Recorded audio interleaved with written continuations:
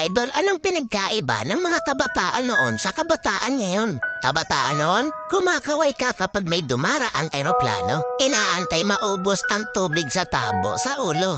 Ginagawang swimming pool ang tanggana ni nanay. Ginagawang braces ang foil ng choknat. Maliligo ka sa alilod ng bubong kapag umuulan. At kapag gabi naman, akala mo sinusundan ka ng buwan. Nagko-concert sa harap ng electric pan. Kabataan ngayon, ang problema ay pera at cellphone. Ang problema lang namin noon kung paano makatakas sa bahay para di matulog ng tanghali. Umati man kami sa palo, aminin natin mas maraming nire-respeto na magulang sa panahon noon kaysa ngayon. Mga kabataan ngayon, isang chat lang, may jowa na.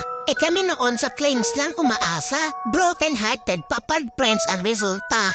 Mga kabataan noon, ang dami ng alam na trabaho. Kesa sa kabataan ngayon, tamad na, puro pa gadgets, di pa mautusan. Minsan nagiging ibon, minsan nagiging panike. Wait lang. Batako. Idol, hindi kawawa ang batang inuutusan sa gawaing bahay. Ang kawawa ay yung batang lumalaki na walang alam sa buhay.